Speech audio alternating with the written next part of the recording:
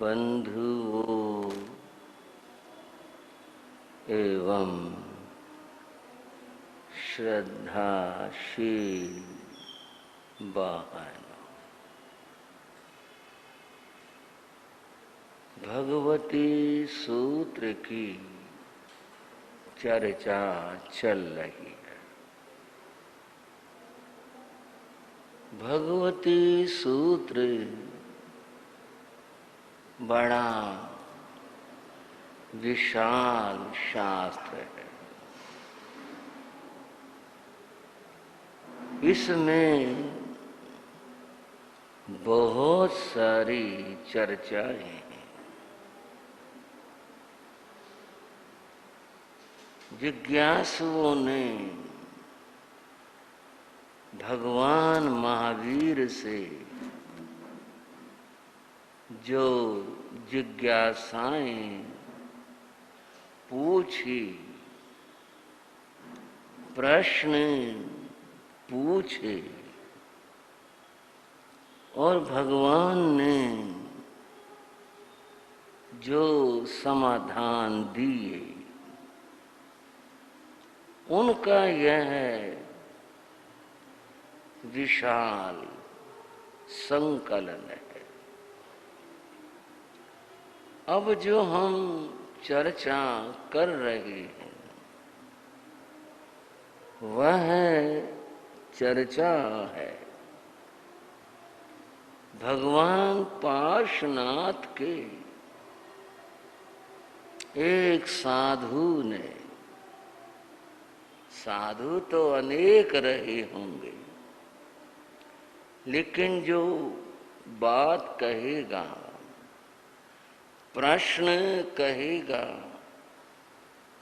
उसी के लिए कहना होगा। एक साधु ने भगवान महावीर के संतों से प्रश्न किया था। प्रश्न में 6 पद हैं, यानी 6 बातें हैं। ये अपने आप में कोई व्यंग नहीं है। किसी से कोई बात कहीं पूछे और वह यह महसूस करे आप तो व्यंग कर रहे हैं, ऐसा नहीं। जिज्ञासा है, आपकी क्या मान्यता है, आप इस बारे में क्या मानते हैं। जिज्ञासा।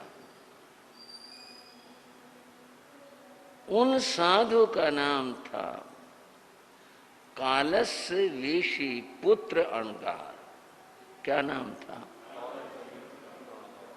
याद हो गया आपको? कई दिन से नाम ले रहा हो ना, है नाम मुश्किल सा नाम है। उन्होंने पूछा पहला सवाल, सामायिक क्या है, उन साधुओं से पूछा। और सामायिक का फल क्या है, ये पूछा।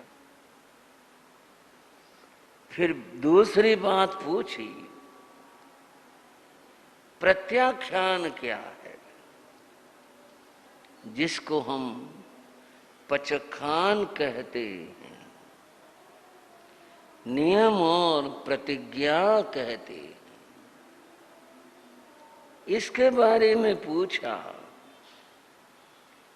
पचखान क्या है और पचखान का फल क्या है। तीसरा प्रश्न उन मुनि का था, संयम क्या है और संयम का फल क्या है। यह है आज की चर्चा, आज का विषय है। प्रश्न उन्होंने किया, लेकिन प्रश्न महत्वपूर्ण है। और साथ में यह भी देखें उन मुनियों ने इसका क्या उत्तर दिया। भाइयों, श्रावकों और श्राविकाओं, इस शब्द का बड़ा प्रयोग होता है। संयम शब्द का शब्द संयम है और प्राकृत में इसका रूप बनता है संयम। क्या बनता है? संयम। प्राकृत में यह को जय हो जाता, यमुना को जमुना, यह को जय हो के बोल। प्राकृत का नियम है ये कार को जय में बदल करके फिर बोलते। शब्द है संयम। इसका बहुत बार हम प्रयोग करते हैं। प्रयोग एक तो यूं होता है कि हम संयम का पालन करें, संयम धारण करें, संयम का स्वरूप समझें। एक तो ये बात है। दूसरी यह है कि हम दूसरों में संयम देखने का प्रयास करते, दूसरों में बात करते। ये साधु बड़ा संयमी है, वह साधु बड़ा संयमी है। कुछ नहीं, इनका तो संयम बड़ा ढीला ढाला सा है। संयम स्वयं के लिए, अपने लिए, कि हम संयम का अर्थ समझें, इसका फल समझें और फिर जीवन में इसको धारण करें। ये इसलिए उन मुनि ने कालस्य अवेशी पुत्र अणगार ने भगवान महावीर के साधुओं से पूछा संयम क्या है और उसका फल क्या है, ये पूछा। बंधुओं, अब हम इसका थोड़ा विश्लेषण करते हैं। संयम क्या चीज है? सामान्यतया जो हमारे लोग हैं वो समझते हैं संयम का अर्थ है साधु बन जाना। यही समझ, उसने संयम ले लिया, उसने संयम धारण कर लिया। साधु बन जाना, इस रूप में हम इसका अर्थ करते हैं। अर्थ जो किया यह भावार्थ है। एक शब्द का अर्थ होता है और एक शब्द का भावार्थ होता है। यह भावार्थ है साधु हो जाना, साधु बन जाना, यह संयम है।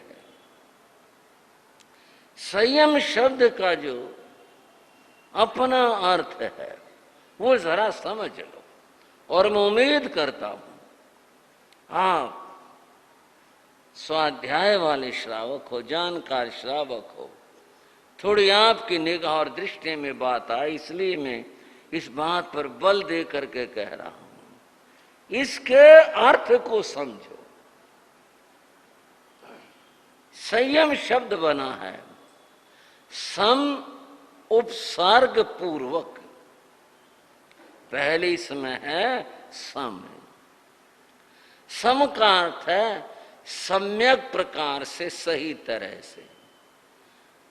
कोई भी काम है वह दो तरह से होता है, सम्यक रीति से, सही तरह से, और दूसरा असम्यक रीति से। यूं ही कर लिया, हो गया, गड़बड़ हुआ, खराब हुआ, जैसा हुआ अच्छा हुआ, एक ये वो असम्यक है। सम्यक प्रकार से, सही तरह से। आगे शब्द बचा यम, आगे शब्द बचा यम। यम उपरमे, किसी वस्तु से निवृत्ति लेना। अब आई ना बात कुछ, अब पहुंचेंगे ना कहीं पर। किसी चीज से क्या लेना? छुटकारा लेना, छोड़ देना। किस चीज से? किससे निवृत्ति लेना? पापों से। किससे निवृत्ति लेना? मोह के बंधन से। किससे निवृत्ति लेना? संसार से। यह यम शब्द का अर्थ हुआ। सम्यक प्रकार से, सही तरह से, विधि से। और वो सही और विधि क्या? ज्ञान पूर्वक। अब हम और इसकी व्याख्या करेंगे। ज्ञान पूर्वक, जहां ज्ञान होगा वहां काम सही होगा, जहां ज्ञान नहीं होगा सही नहीं होगा। ज्ञान पूर्वक सम्यक प्रकार से निवृत्ति लेना। किससे निवृत्ति लेना? फिर दोहराने लग रहा हूं, पापों से निवृत्ति लेना। किससे निवृत्ति लेना? मोह के बंधन से निवृत्ति लेना। किससे निवृत्ति लेना? संसार से निवृत्ति लेना। ये बात मैंने कही थी ना, साधु बन जाना। मैंने कहा यह शब्दार्थ नहीं, भावार्थ है।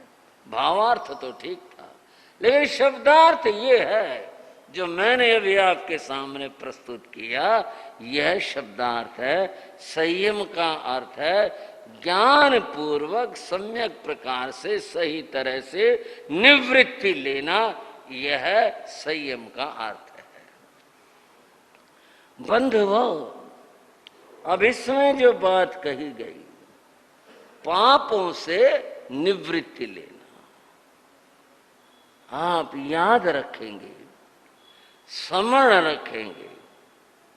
यूं तो मैं अगर आपसे पूछूं भाई बहनों से पाप कितने होते हैं, तो आप बता देंगे। मैं जानता हूं इस बात को, आप जानकार श्रावक हो कि पाप 18 होते हैं। इसमें क्या बात? नहीं, बात समझनी।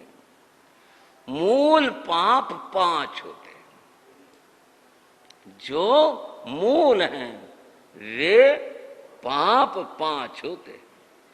बाकी सारे जितने भी पाप हैं बस इन्हीं की शाखा प्रशाखा हैं, इनमें से निकले हैं।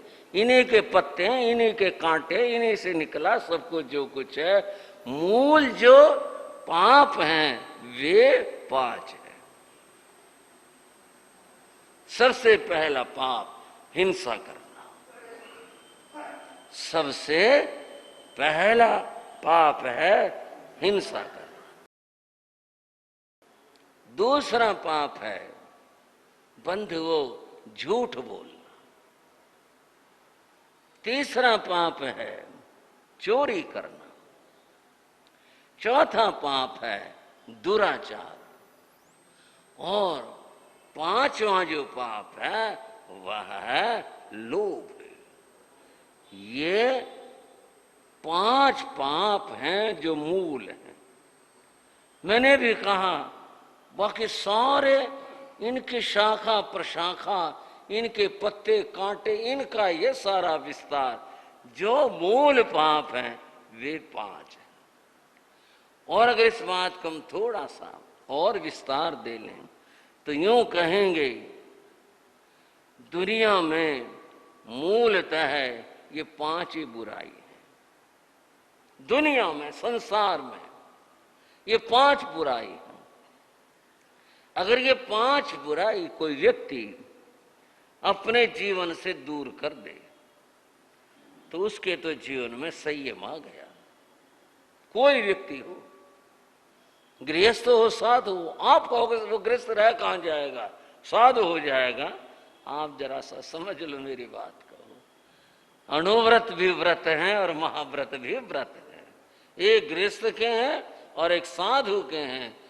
गृहस्थ भी प्रतिज्ञा लेता है, नियम लेता है, बुराई को छोड़ता है, साधु भी करता है, तो दोनों की बात कर रहा हूं। ये 5 बुराई हैं, इनको जो मूलतः छोड़ देता है, बस उसके जीवन में संयम आ गया, उसी के जीवन में संयम आ गया। 5 बुराई जिसने छोड़ दे, उसके जीवन में संयम आ गया, वो संयमी हो गया। सारे धर्मों का मूल भी यही है। आप थोड़ा चौंके, मूल समझ लो, इन बुराई को बताकर इनको दूर करना, ये अर्थ है इसका। सारे जितने धर्म हैं वो सारे यही कहते हैं कि भी 5 बुराई हैं, इन 5 बुराइयों को दूर करना है। बाइबल का एक नाम तौरात भी है, बाइबल का एक नाम तौरात भी है। तौरात में 10 शिक्षाएं हैं, उनमें से 5 बता रहा। आपको अगर 10 ही बता दो, जो 5 है ना बाकी, वो तो उनके परिवेश की है। जो मूल बात है उन 10 शिक्षाओं में, वो मूल बात यह है, पहली है किसी की जान न लेना। अब ये उनकी भाषा का ये हिंदी में अनुवाद बनेगा, किसी की, बोलो, जान न लेना। ये पहली बात बताई। जो बुराई है जिनको दूर करना है, वो सच्चा ईसाई है जो किसी की जान नहीं लेता। और फिर यूं कहोगे अरे जानवर मारते हैं, ये बड़ा मामला बारीक है।